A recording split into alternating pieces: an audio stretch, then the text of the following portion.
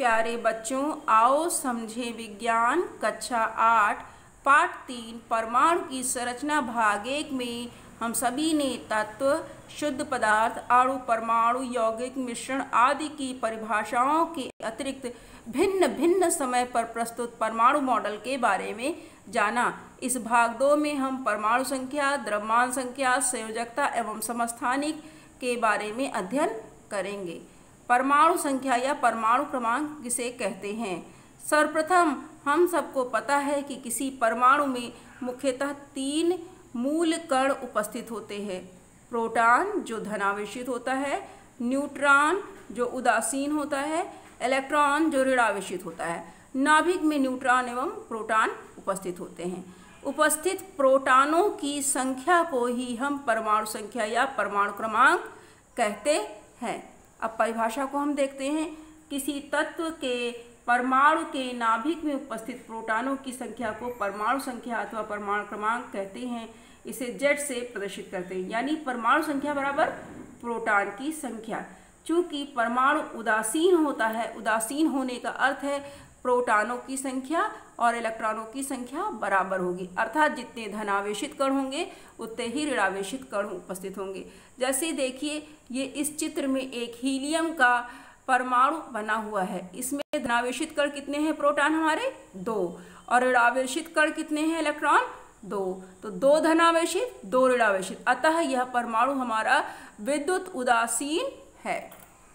इसके बाद आते हैं द्रव्यमान संख्या किसे कहते हैं। आप पहले ही जानते हैं कि नाभिक में हमारे कौन कौन से कण उपस्थित है? प्रोटॉन और न्यूट्रॉन।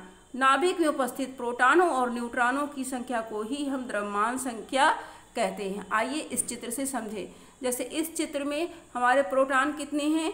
6, और इस चित्र में न्यूट्रॉन कितने हैं? 6 नाभिक में हैं। तो 6 और 6 जोड़ के कितना हो गया? 12, अर्थात इसकी द्रव्यमान संख्या क्या है? 12। इस ऊपर के चित्र में हीलियम में देखिए, इस हीलियम के नाभिक में 2 हमारे प्रोटॉन हैं, 2 धनावेशित हैं, और 2 न्यूट्रॉन हैं, 2 उदासीन है। 2 और 2 जुड़कर कितने हो गए? 4। तो 4 इसकी द्रव्यमान संख्या है। द्रव्यमान संख्या को हम A से प्रदर्शित करते हैं। देखिए, यह ऊपर लिखी है। परमाणु क्रमांक या परमाणु संख्या को 2 जो नीचे लिखी है। अब सूत्र को हम देखेंगे तो द्रव्यमान संख्या बराबर प्रोटॉन की संख्या धन न्यूट्रॉन की संख्या। इसी को हम दूसरे रूप में लिख सकते हैं। चूंकि प्रोटॉन की संख्या को परमाणु संख्या कहते हैं और प्रोटॉन की संख्या बराबर के इस तरफ आएगा, तो द्रव्यमान संख्या में से परमाणु संख्या घटाने पर हमें न्यूट्रॉन की संख्या ज्ञात हो सकती है। यहाँ पर कुछ एग्जाम्पल दिए हैं। जैसे हाइड्रोजन की परमाणु संख्या 1 है, द्रव्यमान संख्या 1। हीलियम के परमाणु संख्या 2, द्रव्यमान संख्या 4। ऑक्सीजन 816, सोडियम 1123 और लेड या पीबी का 82 या 208। इसके बाद है समस्थानिक। किसे कहते हैं? समस्थानिक यानी जिनके स्थान बराबर हों। स्थान बराबर यानी परमाणु स्थान, परमाणु क्रमांक बराबर हो। ऐसे तत्व जिनके परमाणु संख्या समान हो परंतु द्रव्यमान संख्या भिन्न हो, उन्हें हम समस्थानिक कहते हैं। हमारी प्रकृति में हाइड्रोजन के 3 समस्थानिक हैं, प्रोटियम, ड्यूटीरियम और ट्राइटियम।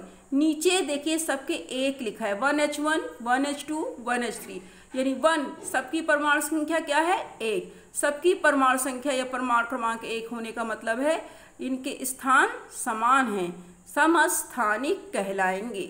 द्रव्यमान संख्या जो ऊपर लिखी है 1, 2 और 3। द्रव्यमान संख्या प्रोटियम की 1, ड्यूटीरियम की 2 और ट्राइटियम की 3 है। परमाणु संख्या ही प्रोटॉनों की संख्या होती है। देखिए, परमाणु संख्या तीनों की 1-1 है, इसलिए प्रोटॉनों की संख्या क्या है? 1-1 है। और चूंकि परमाणु विद्युत उदासीन है तो इलेक्ट्रॉनों की संख्या भी वही 1-1 होगी। इसलिए इनको देखेंगे तो ये आपका जो पहला परमाणु संख्या है उससे हमारा मिलता हुआ है। फिर लास्ट में न्यूट्रॉनों की संख्या, ये कैसे ज्ञात होगी? आपको पहले ही बताया था कि द्रव्यमान संख्या में से परमाणु संख्या घटाएंगे। जैसे 1 में से 1 गए 0, 2 में से 1 गए 1, 3 में से 1 गए 2। तो द्रव्यमान संख्या में से परमाणु संख्या घटाने पर हमें न्यूट्रॉनों की संख्या ज्ञात होती है। ये देखिए इस चित्र में दिखाया गया है हाइड्रोजन के तीनों समस्थानिक में। देखिए इसमें प्रोटॉन एक, इसमें प्रोटॉन एक, इसमें प्रोटॉन एक।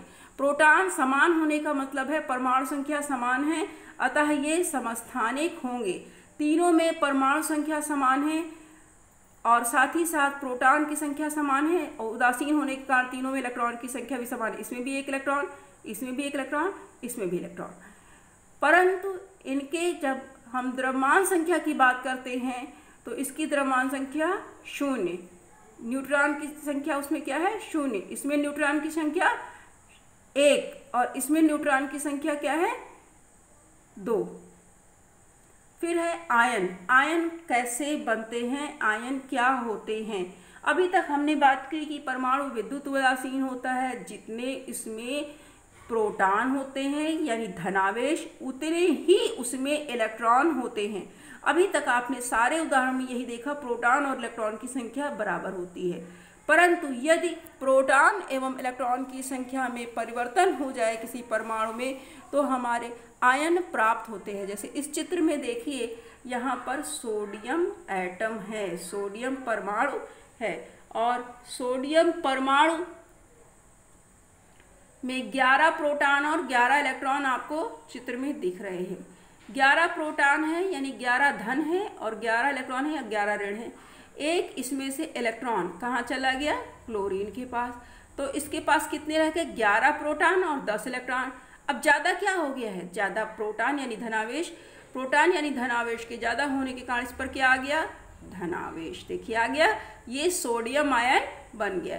यानी किसी परमाणु में से इलेक्ट्रॉन के निकलने पर त्याग पर धनायन बनते हैं। इस चित्र में देखिए इसमें 17 प्रोटॉन और 17 इलेक्ट्रॉन है। क्लोरीन परमाणु आपका विद्युत उदासीन है। जब सोडियम ने इलेक्ट्रॉन का त्याग किया तो क्लोरीन ने उसको ले लिया। अब इसमें 17 प्रोटॉन और 18 इलेक्ट्रॉन हो गए, 17 धनावेश और 18 ऋणावेश। कौन ज़्यादा हुआ, एक ऋण।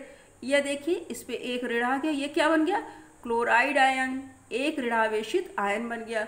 तो इलेक्ट्रॉन की संख्या अधिक होने से आयन प्राप्त होते हैं। जैसे इसमें वही एग्जाम्पल को दिखाया गया है कि सोडियम है आपका और एक इसने इलेक्ट्रॉन को त्याग कर दिया तो 10 ऋण हो गया, और क्लोरीन जो है हमारा एक इलेक्ट्रॉन को ले लेता है तो 18 इलेक्ट्रॉन हो जाने के क्लोरीन ऋण आयन बन जाता है। किसी भी परमाणु से इलेक्ट्रॉन के त्याग पर धनावेशित आयन एवं क्लोरीन किसी भी परमाणु द्वारा इलेक्ट्रॉन के ग्रहण से ऋणावेशित आयन प्राप्त होते हैं। इन धनावेशित और ऋणावेशित आयनों के आकर्षण बल के कारण आयनिक बंध प्राप्त होते हैं। संयोजकता क्या होती है, किसी भी तत्व की संयोजकता वह संख्या है जो यह बताती है कि वह तत्व हाइड्रोजन के कितने परमाणु से संयोग अथवा विस्थापित करता है। संयोजकता अर्थात संयोजन क्षमता यानी जुड़ने की क्षमता।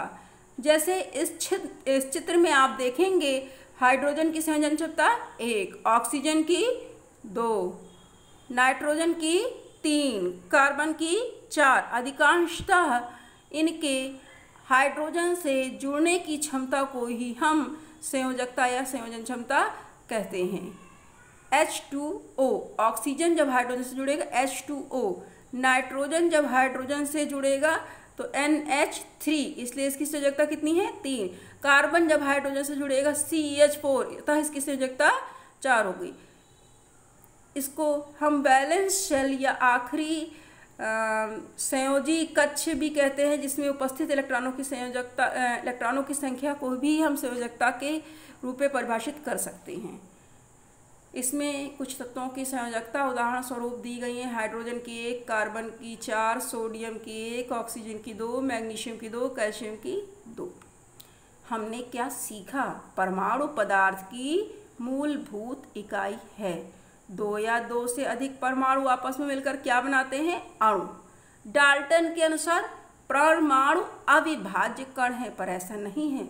परमाणु में 3 मुख्य मूल कण होते हैं, इलेक्ट्रॉन, प्रोटॉन और न्यूट्रॉन। किसी भी परमाणु के नाभिक में क्या होता है? प्रोटॉन और न्यूट्रॉन। इलेक्ट्रॉन नाभिक के चारों ओर चक्कर लगाता है। इलेक्ट्रॉन ऋणावेशित होता है, प्रोटॉन धनावेशित होता है और न्यूट्रॉन आवेश रहित होता है। किसी तत्व के परमाणु के नाभिक में उपस्थित प्रोटॉनों की संख्या, किसी तत्व के नाभिक में उपस्थित प्रोटॉनों की संख्या ही उस तत्व की परमाणु संख्या होती है। किसी परमाणु में प्रोटॉन और इलेक्ट्रॉन संख्या बराबर होती है, इसीलिए परमाणु हमारा विद्युत उदासीन होता है। प्रोटॉनों और न्यूट्रॉनों की संख्या के योग को क्या कहते हैं? द्रव्यमान संख्या। और किसी परमाणु के संयोग करने की या संयोजन क्षमता क्या होती है? निश्चित, और जिसे हम क्या कहते हैं? संयोजकता कहते हैं।